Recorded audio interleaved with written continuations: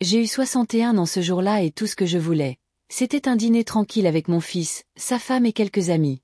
Rien de grandiose, juste de la bonne nourriture, une compagnie chaleureuse, et peut-être un toast à une autre année où je me suis maintenue sans m'effondrer. Au lieu de cela, j'ai terminé la soirée dans un silence complet, le regard fixé par-dessus une table éclairée à la bougie, tandis que mon unique enfant affirmait publiquement quelque chose qui ne lui avait jamais appartenu. La soirée avait commencé normalement. Le restaurant était un de ces nouveaux endroits branchés qu'Ashley avait choisi. Des luminaires Edison en briques apparentes. Des serveurs qui vous appelaient patron. À peine assis, elle m'a tendu un sac cadeau rempli de papier de soie gonflant comme un paon. À l'intérieur, il y avait un body bébé imprimé sur lequel était écrit « La meilleure grand-mère du monde ». On s'est dit qu'il était temps, a-t-elle dit, les yeux écarquillés et la douceur manucurée, de commencer à planifier la chambre de bébé. Pas vrai, Daniel ? Il a souri, presque trop calme, trop habitué, et a hoché la tête. Ouais, surtout qu'on aura bientôt plus de place. J'ai cligné des yeux. Plus de place ? Ashley s'est penchée par-dessus la table. Nous sommes tellement reconnaissants que tu as accepté, Marie. Honnêtement, toutes les mères ne seraient pas aussi généreuses. Le silence se fit à table. Je fronçai les sourcils, incertaine de ce que j'avais soi-disant accepté. Avant que je puisse demander, Daniel se leva et tapota son verre de vin avec sa cuillère. Puis-je avoir l'attention de tout le monde une seconde ? Avant de commencer, n'oubliez pas d'aimer et de vous abonner, et dites-moi, ainsi qu'aux autres, quelle est la leçon de vie que tout le monde devrait entendre avant qu'il ne soit trop tard. Partagez-la dans les commentaires ci-dessous. Merci, dit-il en élevant la voix juste assez pour faire taire les serveurs. Ce soir, on ne fête pas seulement l'anniversaire de ma formidable mère. C'est aussi un grand changement pour notre famille. Ashley sortit l'enregistrement de son téléphone. On emménage dans l'appartement de maman. Daniel rayonnait. C'est tout à fait logique. Elle n'a plus besoin de tout cet espace et on fonde une famille. C'est un tel cadeau, honnêtement. Tellement généreux. Levons notre verre à la femme qui a rendu tout cela possible. Les verres trinquèrent. Je ne bougeais pas. Ma fourchette pendait en l'air, molle dans ma main. Il me regardait avec un sourire trop fort. Pas vrai, maman ? La pression dans la pièce s'est installée comme un piège qui se referme. Ashley avait la caméra braquée sur moi. Tout le monde me regardait, attendant ma réaction. J'ai hoché la tête, non pas parce que j'étais d'accord, mais parce que j'étais paniquée. Mon cerveau s'est figé. J'avais l'impression d'avoir été poussée sur scène au milieu d'un spectacle pour lequel je n'avais jamais auditionné. J'ai forcé un sourire, bu une gorgée de vin et attendu que la salle bouge. Ce ne fut pas le cas, pas vraiment. La conversation a dévié, mais je suis restée assise là, le sang me quittant le visage, le repas se transformant en carton dans ma bouche. Ashley s'est lancée dans un récit sur la façon dont elle allait redécorer l'appartement. Échantillon de peinture, placement du berceau, démontage des rideaux de la vieille dame. Elle a ri et a dit, « Bien sûr, on te laisse venir. Tu peux toujours garder tes plantes sur le balcon si tu veux. » Daniel a ajouté, « On te laissera tout le temps de bouger. Pas de pression. » Ils ne m'avaient même pas demandé mon avis. Ils avaient décidé, déclaré, annoncé à mes amis que ma maison, celle que j'avais partagée avec mon défunt mari pendant 30 ans, celle où j'avais pleuré, dormi, réparée à la main après une rupture de canalisation, était désormais leur première chambre d'enfant. Je me suis excusée au milieu du dessert. Daniel m'a lancé un regard dramatique, mais je leur ai simplement dit que je ne me sentais pas bien. Ashley a proposé de faire du covoiturage. J'ai décliné. J'ai marché 3 pâtés de maison avec des talons que je n'avais pas portés depuis des années, jusqu'à ce que mes orteils se couvrent d'ampoules et que ma poitrine brûle, mais c'était le seul moyen d'arrêter de hurler. En rentrant chez moi, mon appartement semblait différent. Pas sûr, pas à moi. J'ai verrouillé la porte, vérifié encore, et encore. Leur voix résonnait dans ma tête. Ashley riant de mes rideaux. Daniel disant que je n'avais pas besoin de cet espace. Les photos de mon mari étaient alignées sur l'étagère. Et soudain, elles ressemblaient à des avertissements, plus à des souvenirs. Je me suis assise à la table de la cuisine, les mains à plat sur le plan de travail, et je n'ai pas pu bouger pendant près d'1 heure. Quand j'ai finalement réussi, j'ai ouvert un tiroir que je n'avais pas touché depuis des mois. Les vieux dossiers de mon mari. Documents juridiques, testaments, contacts d'urgence. La dernière fois que je les ai consultés, c'était juste après ses funérailles. J'y ai trouvé quelque chose que j'avais oublié. Une procuration datant de 2 ans, signé lors d'une hospitalisation pour une pneumonie. Le nom de Daniel y était inscrit. J'avais l'estomac noué. J'ai envoyé un texto à mon avocat à minuit pour lui demander s'il était toujours valable. La réponse est arrivée le lendemain matin. Si vous ne l'avez pas révoqué, oui. Il faut qu'on parle. C'est là que j'ai compris. Daniel ne devinait pas. Il ne posait pas de questions. Il exécutait un plan. Je n'ai pas dormi de la nuit, pas une seconde. Je ne cessais de voir le visage de Daniel tandis qu'il trinquait avec son verre et faisait cette annonce. La façon dont il me regardait, non pas avec amour, ni avec hésitation, mais avec attente, comme si j'étais un chèque encaissé. J'étais assise sur le canapé, mon peignoir serré, le regard perdu dans le vide, tandis que la voix d'Ashley résonnait dans ma tête. Nous sommes tellement reconnaissants que vous ayez accepté. Je n'ai jamais accepté. Ni avec des mots, ni avec des regards, mais je ne l'ai pas arrêté non plus. J'ai laissé la performance continuer. C'était mon erreur. Et maintenant, ça se propageait déjà. Quand j'ai vérifié mon téléphone ce matin, Ashley avait posté un panoramique très lent. Des photos de mon salon, sur fond de douce musique acoustique, annonçaient le début d'un nouveau chapitre de notre vie familiale. Au revoir chez grand-mère et bonjour dans notre nouvelle maison. Mon canapé, mes étagères, ma fenêtre avec ses rideaux en dentelle. 37 commentaires. C'était si gentil de sa part de me le transmettre. Ah, elle doit être si fière. J'ai fait défiler la page jusqu'à en perdre le souffle. Daniel m'avait déjà envoyé par email un plan de transition, une liste des choses qu'il voulait déménager d'ici la fin du mois, avec des suggestions de date pour la passation des pouvoirs, et un lien vers un tableau Pinterest intitulé « Esthétique neutre pour chambre d'enfant ». Il y avait des photos de ma chambre réduite à un berceau et un rocking chair. Je n'avais même pas encore répondu au dîner. Je n'avais pas dit oui, mais oui. J'ai appelé mon avocate avant 9 heures. Son ton était sec dès que j'ai mentionné le nom de Daniel sur l'ancienne procuration. « Tu dois venir aujourd'hui. » Je me suis habillée comme si j'allais à la guerre. Pantalon repassé, chemise à col, chaussures qui faisaient du bruit sur le parquet. J'ai apporté tous les dossiers, tous les actes, tous les vieux papiers que j'ai pu trouver. Elle les a feuilletés, les lèvres pincées. « Tu n'as jamais révoqué ça, Marie. Techniquement, il a le droit de prendre certaines décisions en ton nom si tu es jugé médicalement inapte. Mais je ne le suis pas, ai-je dit. Exact. Mais si un médecin constatait que tu présentais des signes de perte de mémoire, de déclin ou de confusion, ne serait-ce que sur un formulaire, il pourrait s'en servir pour te contester devant un tribunal. C'est rare, mais ça arrive, surtout dans les litiges patrimoniaux familiaux. Mon estomac s'est noué. Elle m'a regardé par-dessus ses lunettes. Nous devons révoquer ce contrat maintenant et tu dois faire attention à ce que tu dis et à ce que tu signes. Tout doit passer par moi. Tu comprends? J'ai hoché la tête. Je ne me fiais pas à ma voix.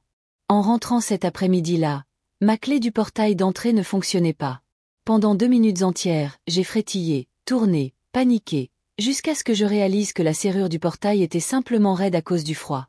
Je me suis sentie idiote, mais je me suis aussi demandé, l'espace d'une seconde terrifiante, s'ils avaient changé les serrures.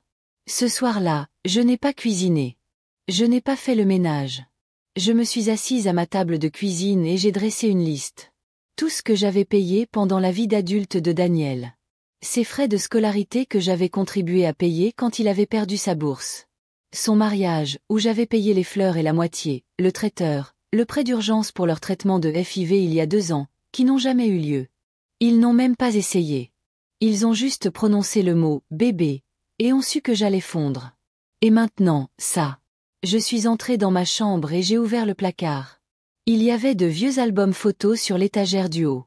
J'en ai tiré un et j'en ai feuilleté les pages. Daniel dans son uniforme de petite ligue.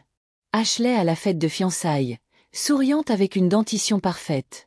Mon mari et moi, des flûtes à champagne à la main, dans cet appartement. J'ai fermé le livre. Puis j'ai sorti mon téléphone. J'ai envoyé un message à Daniel.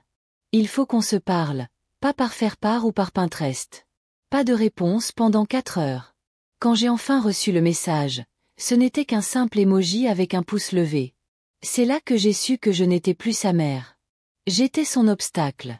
Une porte verrouillée, un nom sur un acte de propriété, quelque chose qu'il devait déplacer. Et il n'allait plus me le demander. 3 jours après le dîner, une enveloppe Kraft s'est glissée sous la porte de mon appartement pendant que j'étais sous la douche.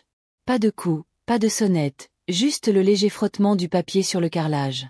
Je ne l'ai même pas remarqué avant de sortir et de faillir glisser dessus avec les pieds mouillés. Je l'ai ouverte là, dans ma serviette, le cœur battant déjà fort avant même d'avoir déplié les pages. C'était un document intitulé « Contrat préliminaire de transfert, propriété résidentielle ». Il y avait une ligne pour mon nom déjà rempli, une autre pour Daniel et une autre pour Ashley. La seule ligne vide était la signature, la mienne. Il y avait en pièce jointe une note de couverture écrite de la voix de Daniel, mais visiblement tapée par quelqu'un d'autre. Pas d'urgence. Il faut juste que ce soit signé avant vendredi pour avancer avec les autorisations bancaires. Merci encore, maman. Autorisation bancaire. Ça signifiait qu'ils ne faisaient pas que planifier. Ils utilisaient déjà ma maison comme moyen de pression. Je me suis assise au bord de la baignoire, du papier dégoulinant de ma main. J'ai envoyé un nouveau SMS à mon avocate et elle m'a rappelé quelques minutes plus tard. Je lui ai envoyé une photo du document. Sa voix est devenue calme mais ferme. Il avance en pensant que c'est déjà le sien. Si vous signez, c'est fini. Ne le laissez même pas sur le comptoir sans surveillance. Déchiquetez-le.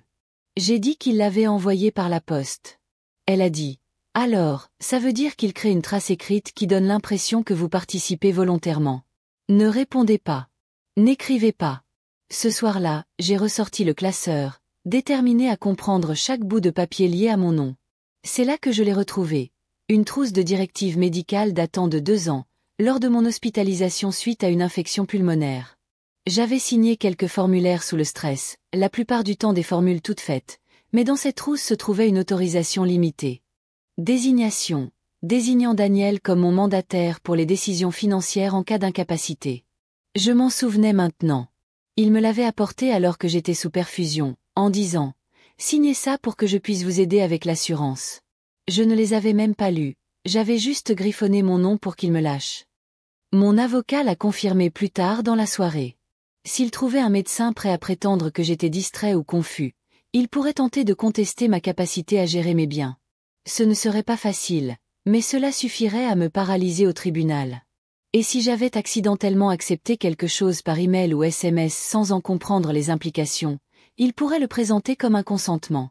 Je suis resté complètement figé. Je me suis remémoré le dîner d'anniversaire. Le sourire d'Ashley en me filmant. La façon dont Daniel n'arrêtait pas d'utiliser le passé.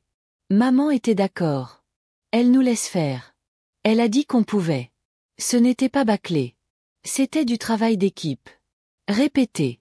Ils racontaient une version de la vérité qu'ils avaient construite dans mon dos. Et je les avais laissés faire. J'ai passé la matinée suivante à geler mon crédit, à sécuriser mes comptes bancaires et à révoquer toute forme de pouvoir que Daniel avait jamais détenu. Je l'ai retiré de mes contacts d'urgence. J'ai changé le mot de passe de mes applications financières. J'ai commencé à consigner toutes mes interactions par écrit et à faire des captures d'écran. Je n'ai plus répondu à ces SMS, mais j'ai sauvé tout le monde. Ce soir-là, j'ai appelé le gérant de l'immeuble et lui ai demandé qui avait accédé au portail de sécurité la veille. Il a hésité, puis a dit « Daniel a utilisé votre double de clé. Il a dit qu'il prenait des nouvelles de vous. Je ne le lui avais pas demandé. Je n'avais pas été blessé. Je ne savais même pas qu'il en avait encore un de rechange. J'ai demandé si la serrure pouvait être changée. Il a dit oui, mais qu'il faudrait une demande officielle. Alors j'en ai déposé une. Ce soir-là, j'ai rangé tous mes documents importants dans un coffre-fort métallique que j'ai placé sous mon lit. J'ai arrêté de boire du vin au dîner. J'ai arrêté de prendre des somnifères. J'avais besoin d'être alerte. J'ai commencé à noter chaque interaction avec Daniel et Ashley au cas où j'aurais besoin de prouver ma lucidité. Un soir, j'ai même fait une fausse liste de courses et je l'ai ajoutée au journal pour horodater mon écriture. Je n'étais pas paranoïaque. J'étais traqué. Ils n'espéraient pas seulement que je leur cède ma maison. Ils montaient un dossier pour la prendre sans rien demander. La sonnette a retenti 2 jours plus tard, et quand j'ai regardé par le Judas, Ashley était là, souriante comme si de rien n'était, tenant un sac cadeau blanc et une tasse de café glacé avec mon nom mal orthographié au marqueur. J'ai entr'ouverte la porte, pas assez pour l'inviter à entrer. Je voulais juste passer, a-t-elle dit d'une voix mielleuse. Je voulais voir comment tu allais, et j'ai apporté ta crème de noisette préférée avec des glaçons.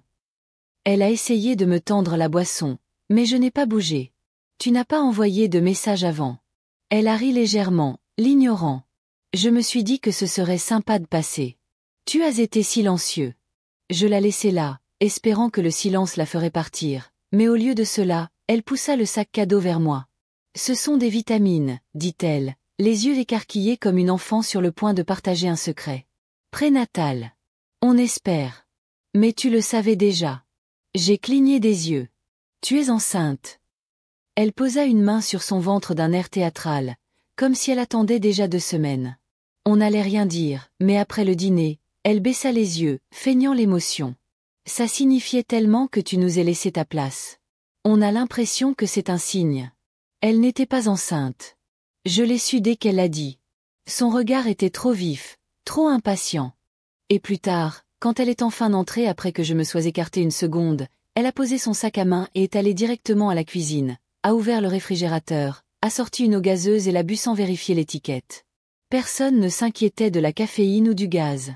Aussi nonchalamment, si elles étaient enceintes et anxieuses, mais je n'ai rien dit. J'ai juste regardé. Elle a commencé à arpenter l'appartement comme s'il lui appartenait déjà, parlant de l'emplacement du berceau, de la façon dont elle repeindrait les murs, de la façon dont elle pourrait abattre l'étroit placard du couloir pour libérer l'espace. Je suis restée dans un coin du salon, figée, à l'écouter refaire ma maison comme si elle la revendait. Cette bibliothèque, a-t-elle dit en passant ses doigts sur le dessus. On peut la donner, non? Elle est un peu démodée. Mon mari a construit cette étagère de ses propres mains il y a 31 ans. Je n'ai pas répondu.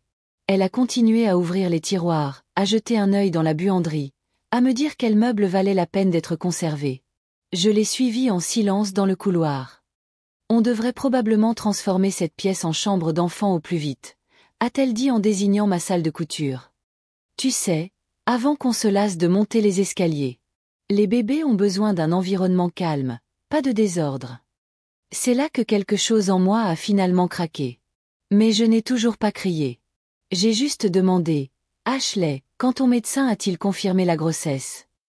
Elle a cligné des yeux rapidement, a compris, puis a ri d'un rire gêné. C'est tôt. Trop tôt pour les tests. Je sais, c'est tout. Bon, pas d'échographie, pas de prise de sang. Enfin, on y va lundi, balbutia-t-elle. Bref, tu seras la première informée.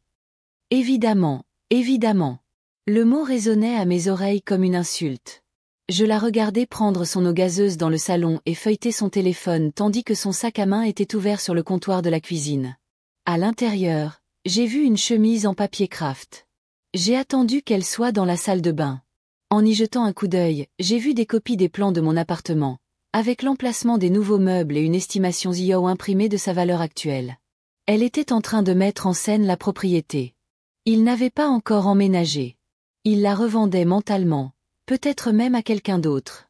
J'ai pris une photo des documents, rendu la chemise discrètement et me suis assis sur le canapé avant qu'elle ne revienne. « Tu veux rester dîner ?» ai-je demandé. Elle a semblé choquée, puis a souri. « Bien sûr, ce serait tellement gentil. Dois-je appeler Daniel ?» J'ai dit, « Non, juste nous. » Je lui ai servi des pâtes surgelées et du vin rassis. Laisse-la se mettre à l'aise. Puis je l'ai regardée partir vers 8 heures, toujours souriante, parlant encore de palettes de couleurs et de prénoms de bébé, complètement inconsciente. J'avais vu ce qu'il y avait dans son sac. J'ai verrouillé la porte derrière elle et j'ai poussé ma lourde machine à coudre devant. Je n'avais pas peur. J'étais concentrée. J'ai ouvert mon téléphone, parcouru mes captures d'écran et créé un nouveau dossier intitulé « Preuves ». Ce n'était pas de la famille. C'était une fraude. Et maintenant, j'avais des preuves. Le lendemain matin, je me suis réveillée avant le lever du soleil et j'ai commencé à faire mes cartons. Non pas avec des cartons, mais avec des informations. J'ai appelé ma vieille amie Iris, une agente immobilière à la retraite qui vivait maintenant à 3 villes de chez moi et passait la plupart de ses journées à s'occuper des rosiers et à ignorer les textos de son ex-mari. Iris ne m'a pas demandé pourquoi je l'appelais à 6h11, elle m'a juste dit « Parle-moi ». Et je l'ai fait. Je lui ai tout raconté. Chaque étape, du dîner d'anniversaire à la fausse relation d'Ashley. La grossesse, les documents dans le sac à main, le récit falsifié qu'il répandait comme un conte de fées familiales. Iris m'écouta sans m'interrompre, puis dit « Tu dois partir avant qu'il ne se rende compte que tu as compris. » Elle proposa de m'aider à mettre l'appartement en vente discrètement via son réseau d'acheteurs privés. Pas d'annonce publique, Pas de photos en ligne, juste du bouche à oreille entre clients sérieux. Tu auras un peu moins, dit-elle. Mais ça les empêche d'interférer ou de contester la vente avant la clôture. J'acceptai immédiatement. Les 3 jours suivants, je fis l'idiote. J'envoyai un texto à Daniel. Des réponses courtes et amicales. J'ai aimé les nouvelles photos de la chambre d'enfant d'Ashley sur Instagram. J'ai posté une photo de mon dîner un soir, pain de viande et purée de pommes de terre, avec une légende expliquant que rien ne vaut la cuisine maison. Je voulais qu'il croie que j'étais toujours docile, toujours aussi doux. Entre-temps, j'ai pris rendez-vous pour une visite d'une petite propriété. J'ai trouvé par l'intermédiaire d'Iris un chalet de 2 chambres à 2 états de là, dans une maison de retraite au bord d'un lac, où personne ne me connaissait et ne devait rien à Daniel. Les photos de l'annonce montraient une cuisine démodée et une terrasse fissurée, mais je m'en fichais. C'était privé. C'était le mien. Le vendeur, un veuf qui cherchait à réduire ses dépenses, a accepté de vendre comptant si je ne marchandais pas. Nous nous sommes serrés la main le lendemain. Pendant que Daniel pensait que je regardais des émissions de cuisine, je coordonnais un virement bancaire et je planifiais des déménageurs pour les meubles que je n'avais dit à personne que j'emmenais. J'ai engagé un homme de l'église, Franck, qui avait un camion et qui n'a posé aucune question. Il a emballé le vieux matériel d'atelier de mon mari, la vaisselle de famille et les cartons de photos du grenier, le tout en une seule journée. J'ai dit au concierge que je voyagerais indéfiniment et que je ne devais rien partager avec ma famille sans mon autorisation. Il a haussé les sourcils, mais a hoché la tête. Puis je suis allée au bureau de location et j'ai changé mon contact d'urgence pour Iris. J'ai changé mon adresse postale pour une boîte postale dans la nouvelle ville. J'ai commencé à faire suivre le courrier par USPS avec une date de début aléatoire 2 semaines plus tard pour qu'il ne remarque pas le décalage. J'ai même appelé la compagnie d'électricité et fixé une date limite d'utilisation, sous prétexte que j'emménageais chez un proche pour des raisons médicales. La femme au téléphone m'a présenté ses condoléances, mais je n'ai pas corrigé. Chaque jour, je gardais un visage neutre, un ton doux. Je laissais croire à Daniel que j'étais faible. Je laissais croire à Ashley que j'étais reconnaissante. Mais derrière leur dos, je déconstruisais tous leurs plans. Mi-fait. Le 4e jour, Ashley m'a envoyé une vidéo par SMS, assise sur le canapé de mon salon, parlant de ramener de la chaleur dans la pièce. La légende disait, bientôt à nous, mais pour toujours l'héritage de grand-mère. La vidéo a été vue 2000 fois. Je n'ai pas pleuré. J'ai fait une capture d'écran. Je l'ai classée comme preuve. Ce soir-là, j'ai laissé un seul indice. J'ai déposé une valise vide dans le couloir, où Ashley la verrait la prochaine fois qu'elle passerait sans demander. Elle penserait que je faisais mes valises pour un court séjour. Elle le dirait à Daniel. Il penserait qu'ils avaient encore le temps. Mais non. Je partais avant la fin de la semaine. Et au moment où il s'en rendrait compte, les clés seraient entre les mains de quelqu'un d'autre, et la seule trace que j'aurais laissée derrière moi serait un classeur verrouillé et l'odeur de lavande qui ne pourrait jamais laver des rideaux. C'est arrivé un mardi, en fin d'après-midi, alors que je terminais un appel avec la société de titres de propriété, confirmant que la vente de l'appartement serait finalisée dans les 72 heures, en liquide, sans imprévu, exactement comme Iris l'avait arrangé. Je venais de raccrocher quand on a frappé à la porte. Brusquement, insistant, pas poli. Je n'ai pas répondu. Je suis restée dans le couloir, silencieuse, à écouter. On a frappé à nouveau, puis une voix. Daniels. Maman, ouvre la porte. Je n'ai pas bougé. Je savais qu'il avait apporté sa clé. Je savais aussi que j'avais fait changer les serrures 2 jours plus tôt, un détail que je n'avais mentionné à personne. J'ai entendu la clé essayer, échouer, trembler, un silence, puis un coup plus fort. Maman, il faut que je te parle. J'ai attendu. Finalement, il s'est arrêté, a essayé la serrure et s'est mis à parler à travers la porte. Écoute. Tu ne réponds pas à mes SMS, et Ashley est en panique. Il faut qu'on sache ce qui se passe. Je n'ai pas répondu. Je me suis simplement appuyée contre le mur, les bras croisés. On a découvert l'agent immobilier, a-t-il dit en changeant de ton. Iris a appelé quelqu'un qu'on connaît. Tu vends l'appartement. Sérieux? Silence. Tu sabotes ta propre famille. Tu comprends? Encore du silence. Puis sa voix est devenue plus basse, plus calme. Comme s'il pensait que j'étais là. Si tu n'ouvres pas cette porte et ne parles pas comme un adulte, je te jure que je ferai ce que je dois faire légalement. Il est parti après ça, mais il a laissé quelque chose. Une enveloppe a traversé l'encadrement de la porte, presque identique à celle que j'avais reçue auparavant. À l'intérieur se trouvait une mise en demeure dactylographiée et imprimée, une demande d'examen transitoire de l'occupation, signée par un assistant juridique d'un cabinet que je ne connaissais pas, avec une section surlignée mentionnant « En attente d'une éventuelle demande de tutelle médicale ». J'ai pris le papier, je l'ai posé sur la table et j'ai appelé mon avocate. Elle a répondu avant la deuxième sonnerie. J'ai lu la phrase à voix haute. Elle a soupiré. Ça s'intensifie. Ils vont essayer de contester votre compétence. Ils ne se contentent pas d'insister. Ils montent un dossier. Ce soir-là, j'étais assis à la table de la cuisine, mon coffre-fort ouvert, à organiser mes documents, à copier des fichiers, à m'enregistrer en train de lire un résumé de mes décisions financières à ce jour, horodaté, et à l'envoyer par courriel dans un dossier sécurisé auquel mon avocat avait accès. J'y ai joint une liste de chaque transaction, chaque capture d'écran, chaque texte.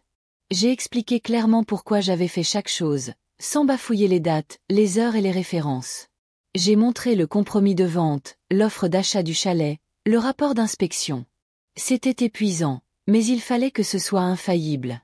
Je ne protégeais pas seulement mes biens, je protégeais mon esprit, car dès qu'on me dit que je suis distrait, on cesse d'écouter ce dont on se souvient réellement. Le lendemain, Ashley est arrivée seule.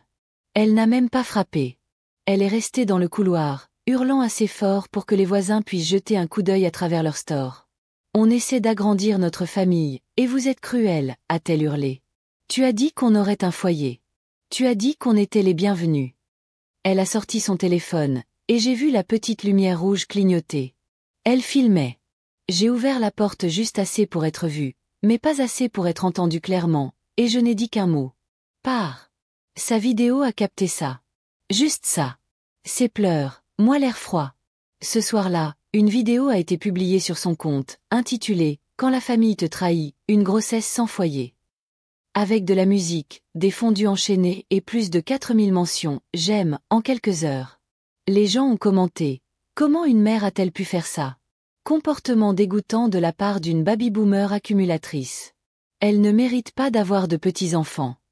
J'ai tout capturé, enregistré chaque publication, et tout envoyé à mon avocat. Le lendemain, Daniel m'a envoyé un SMS d'une seule phrase. « Si tu veux éviter le tribunal, signe la pièce jointe, et on oubliera tout ça. » C'était un PDF, un acte de transfert de propriété. Ashley l'avait signé. Daniel l'avait signé. Mon nom était vide. Je l'ai transféré sans l'ouvrir. Puis j'ai répondu à Daniel pour la première fois depuis des jours. Tu seras servi dans la semaine. Ne me recontactez plus. Puis j'ai éteint mon téléphone. Au coucher du soleil, j'avais fait mes valises, mes clés prêtes et un mot laissé aux acheteurs. Tout ici est à toi maintenant, sauf le silence que j'emporte avec moi. Je suis parti à 4h35 du matin, juste avant que le ciel ne commence à changer, les rues étaient calmes, et le seul bruit était celui de ma valise à roulettes sur le trottoir fissuré devant l'appartement où j'avais vécu pendant 32 ans. Je n'ai pas regardé en arrière. Iris m'a retrouvée à 2 villes d'ici avec un café et un sourire qui disait tout ce qu'elle ne pouvait pas dire à voix haute. Le chalet était à 4 heures de route, niché près d'un lac, entouré d'arbres et de silence.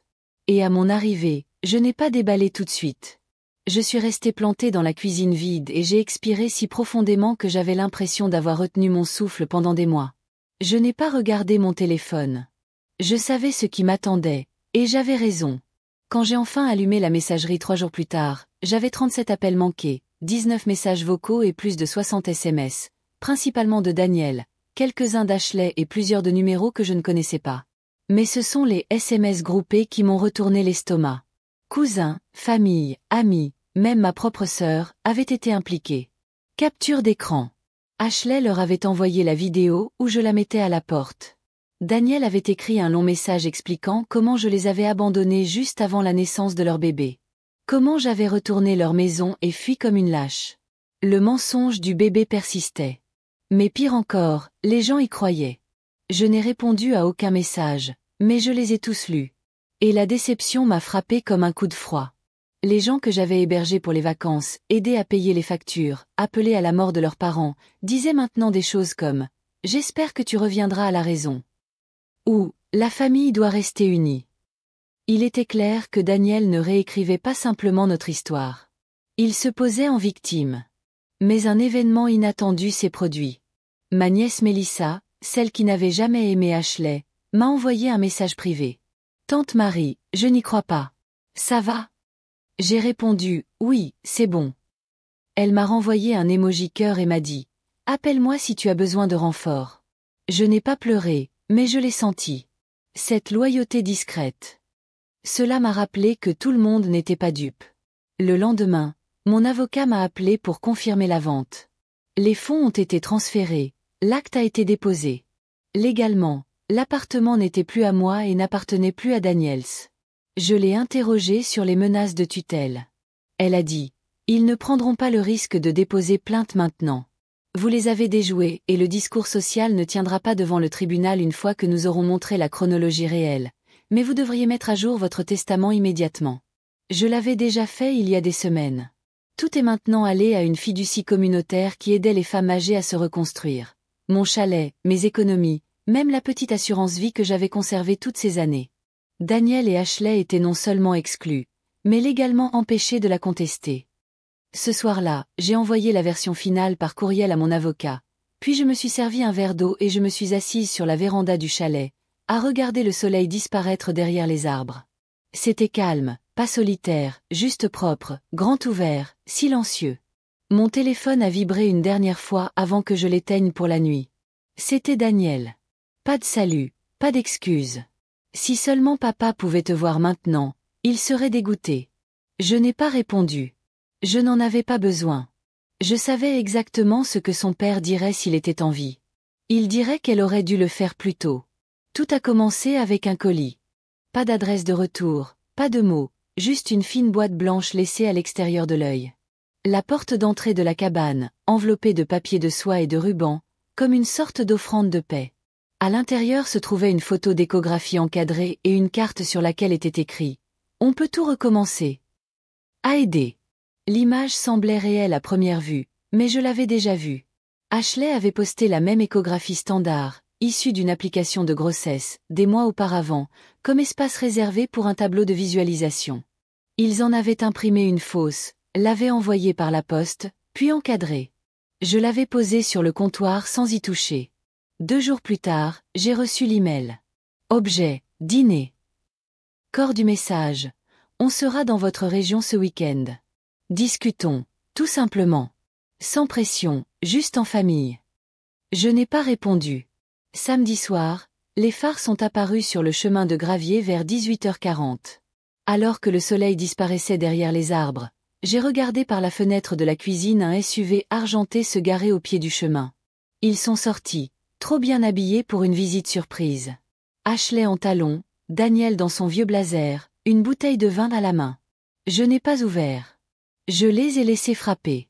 D'abord doucement, puis plus fort. Maman, Daniel a appelé. On veut juste parler. On a fait tout ce chemin. Je suis restée à l'intérieur, phares éteints, les mains posées sur le dossier de la chaise, immobile, sans réagir. La voix d'Ashley s'est jointe à la sienne, soudain brisée par une fausse émotion. Tu exclus ta petite fille, a-t-elle crié. C'est ça que tu veux. Je n'ai pas répondu. Je n'en avais pas besoin. Ils sont restés dehors pendant 22 minutes. J'ai chronométré. Finalement, la bouteille de vin est restée sur le marchepied, et ils sont partis sans un mot. L'étiquette indiquait « Pardon Pinot Noir ». Je l'ai jeté à l'égout. Ce soir-là, Daniel a envoyé un dernier message. « Tu as gagné. J'espère que ça valait la peine de perdre ta famille. » Je n'ai pas répondu. J'ai juste fait une capture d'écran. Je l'ai ajouté au dossier et j'ai supprimé son contact pour de bon. Le lendemain matin, j'ai pris un café avec ma nouvelle voisine, Claire, qui avait déménagé dans le quartier après avoir divorcé de son mari après 40 ans de mariage et lancé une petite entreprise de savon dans son garage. Elle a ri quand je lui ai parlé de la fausse échographie. Les gens sont audacieux quand il s'agit d'argent, a-t-elle dit. Mais tu ne leur as pas donné ce qu'ils voulaient. Ça te rend dangereux pour eux maintenant. J'ai hoché la tête. Dangereux, me semblait nouveau. Ça me semblait juste. Cette semaine-là, j'ai acheté un nouveau potager, planté du thym et de la menthe, et adhéré à la coopérative locale. Quand le téléphone a sonné à nouveau le vendredi, c'était un numéro que je ne reconnaissais pas. J'ai laissé tomber la messagerie. Puis la curiosité a pris le dessus et j'ai appuyé sur lecture. C'était Ashley. Salut Marie. C'est moi. Je sais que les choses ont mal tourné, et je voulais juste dire que nous gardons espoir de garder une porte ouverte pour le bébé, pour l'avenir. Appelle-moi, s'il te plaît. Je l'ai supprimé parce que la seule porte qui comptait était celle qu'il ne pourrait plus jamais franchir. Ce n'était pas un événement spectaculaire, pas de bureau en acajou ni de cris de surprise de la part de proches sous le choc, juste une réunion tranquille autour d'un café noir au bureau de mon avocat, par un jeudi matin nuageux. La signature finale scellait ce que je savais déjà au plus profond de moi. Daniel et Ashley étaient officiellement exclus de tout. Pas de clause de repli, pas de vague reconsidération, juste un document vierge stipulant que tous mes biens, de mon chalet à mes économies en passant par le cadre photo argenté sur ma table de nuit, appartenaient désormais à un fonds communautaire que j'avais créé au nom de mon mari, destiné à soutenir les femmes âgées fuyant les violences financières ou psychologiques de leur famille. Mon avocate, Annette, m'en a glissé une copie papier tout en vérifiant chaque page. C'est fait, a-t-elle dit. S'ils contestent, ils perdront. La trace écrite est indéchiffrable. J'ai hoché la tête et pris le dossier, le pesant comme une armure. 2 jours plus tard, Mélissa a appelé. Je crois que Daniel est au courant, a-t-elle dit. Il a encore posté ses images de citations passives-agressives. La trahison vient toujours des plus proches, ce genre de choses. Et Ashley a changé sa bio Instagram pour « Famille choisie seulement ». J'ai ri pour la première fois depuis des semaines, brièvement et fort. Qu'ils citent, ai-je dit. Ils ont perdu le droit d'utiliser mon nom lorsqu'ils ont essayé de me le voler. Une semaine plus tard, j'ai reçu une lettre du conseil d'administration de l'association confirmant que le compte était ouvert sous le nom de « Kia Exit Fund », avec mon premier versement déjà affecté. J'ai relu les papiers 2 fois avant de les ranger dans le placard à côté de mes tétines. Ce soir-là, j'ai ouvert une bouteille d'eau gazeuse et me suis assise dehors, profitant de la brise du lac, à faire défiler les photos de l'appartement qui ne m'appartenait plus. Une nouvelle famille avait emménagé. Jeune, simple, normale. Pas de projet de chambre d'enfant, pas de manipulation, juste des sourires dans un salon propre. Pas de filtre. Et en arrière-plan, j'ai vu la vieille bibliothèque que mon mari avait construite, toujours debout. Ils ne l'avaient pas démolie. Ils y avaient placé des plantes. C'était comme une conclusion. Mon téléphone a de nouveau vibré plus tard dans la soirée. Un message de l'ancien de Daniel. J'ai vu ce qu'ils ont fait. Tu as eu raison de les couper. J'aurais aimé que ma mère fasse pareil avant que ma sœur ne la vide de sa substance. J'ai répondu d'un simple « merci ». Car en vérité, je ne m'étais pas seulement protégée. J'avais mis un nom sur ce que des millions de personnes avaient vécu sans jamais en parler. J'en avais assez du silence. Et pendant qu'ils mijotaient dans leur caisse d'écho de fausses rancunes, j'avais réécrit la fin qu'ils pensaient avoir le droit d'écrire. Je ne leur ai pas opposé de résistance. Je leur ai accordé le silence, et j'apprenais que c'était plus fort que tout ce qu'ils pouvaient crier. 6 mois plus tard, je me tenais sur la véranda de mon chalet, pieds nus, les mains serrées contre une tasse de thé à la menthe chaude, provenant du bac à fleurs que j'avais fabriqué moi-même, observant une rangée d'oiseaux dessiner le ciel comme une ficelle tirée au-dessus du lac. Je n'avais pas eu de nouvelles de Daniel et Ashley depuis plus de 2 mois. Plus depuis la dernière mise en demeure les empêchant de me contacter pour toute question d'héritage. Ils n'ont pas contesté le testament. Ils n'ont pas réessayé. Je crois qu'ils ont finalement compris que j'étais partie. Pas seulement physiquement, mais complètement. Comme si la version de moi qu'ils avaient manipulée avait fait ses valises et disparu à jamais. Mes journées étaient différentes désormais. Les matinées au jardin, les après-midi à faire du bénévolat au centre communautaire. Les soirées à apprendre à jouer aux échecs avec Claire, qui jurait que j'avais un instinct de tueur sous toute cette politesse. Je m'étais fait des amis, de vrais, qui ne demandaient jamais d'argent, qui ne souriaient que lorsqu'ils avaient besoin de quelque chose. Le chalet était devenu plus qu'un refuge. C'était un nouveau départ. J'ai recommencé à cuisiner. J'ai ri aux éclats. Je dormais sans serrer mon téléphone, comme une arme. La veille de mon anniversaire, j'ai reçu une lettre de Mélissa avec une photo de sa fille nouveau-née et un mot qui disait simplement « Si elle grandit et devient 2 fois moins forte que toi, j'aurai fait quelque chose de bien ». Je l'ai épinglée au réfrigérateur avec un aimant en forme de tournesol et j'ai pleuré de ces larmes douces qui ne piquent pas, celles qui effacent les dernières traces. Ce soir-là, je me suis assise à table et j'ai fait un chèque à un refuge qui aide les femmes âgées à échapper au contrôle financier. Je l'ai signé et scellé avec la mention « Utilisez-le bien ». Elle est sortie. Alors que le soleil disparaissait derrière les arbres et que la brise soufflait doucement dans les carillons éoliens que j'avais suspendus à un vieux crochet en pin, mon téléphone a vibré de nouveau, un numéro inconnu. Je n'ai pas bronché. Je n'ai même pas regardé. Je l'ai éteint et glissé dans un tiroir. Je n'en avais plus besoin, car cette vie que j'avais construite, sans public, sans spectacle, sans applaudissements pour ce qu'ils avaient contribué à briser, était enfin mienne. Le chalet était silencieux, et moi aussi. Et pour la première fois depuis des années, ce silence ne me semblait pas manquer. C'était comme une paix. Permanente. Définitive. Exactement comme je le voulais. Exactement ce qu'ils allaient toucher à nouveau.